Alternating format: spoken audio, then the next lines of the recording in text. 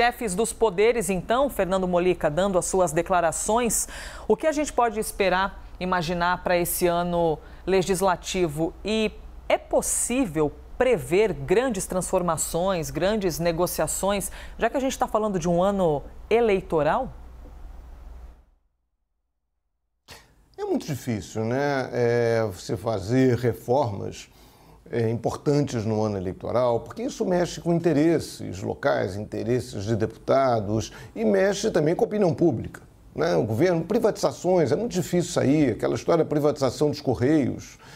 Os Correios são uma empresa que tem milhares de funcionários pelo Brasil inteiro. Cada pequena cidade tem lá alguns funcionários dos Correios. Você imagina falar em privatização, que isso fica sempre o medo de ameaça de desemprego.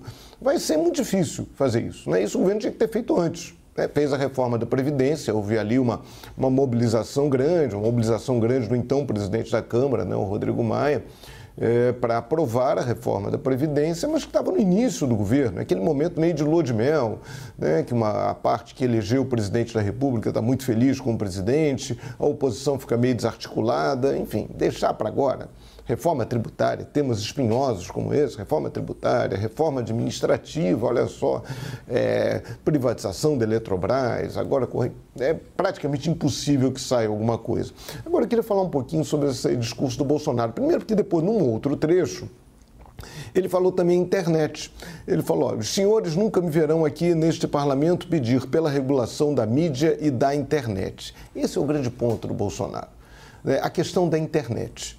Ele quer que a internet seja aí continue a ser, o que nem mas que seja reforçar esse caráter meio irresponsável na internet, esse muro em branco da internet, que cada um escreve o que bem entender, mesmo que sob anonimato, que lance fake news e que isso não aconteça nada.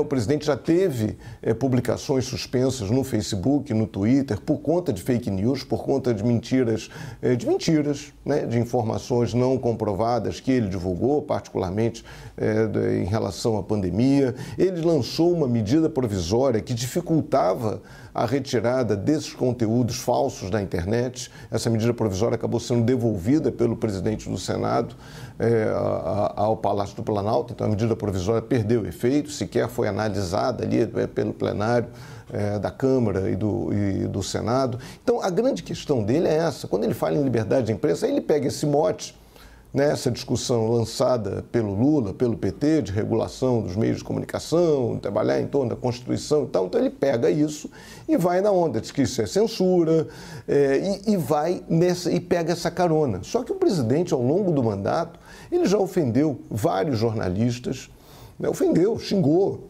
já ameaçou dar, vamos dizer, pancada em um jornalista que numa situação lá em Brasília perguntou sobre os cheques lá do Queiroz em nome da Michelle Bolsonaro. Ele falou literalmente, estou com vontade de dar uma pancada na sua boca.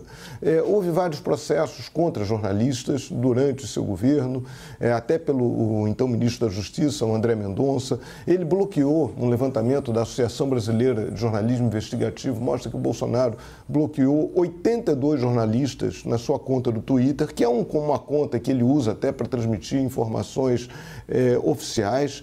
Então, até ele já falou a questão de direcionamento de verbas publicitárias para veículos, de não seguir um critério técnico. Ele já disse isso, tinha prometido que ia fazer esse corte, que não é o único governo a fazer isso, muitos governos tentam pressionar veículos de comunicação com isso. Então, assim, ao longo do seu mandato, e até mesmo antes do seu mandato, o presidente Jair Bolsonaro não demonstrou nenhum apreço pela liberdade de imprensa. Nenhum. Nem pela imprensa, nem pelos jornalistas, nem pelos veículos de comunicação. Agora, ele pega um mote, aí vem a questão política. Ele pega esse mote lançado pelo PT e tenta fazer disso mais uma plataforma de campanha. Ok, isso é do jogo político. Agora, só para a gente, cabe a nossa função dizer, olha, não é bem assim. Essa defesa da liberdade de imprensa não é uma marca do governo Jair Bolsonaro. Muito pelo contrário. Elisa.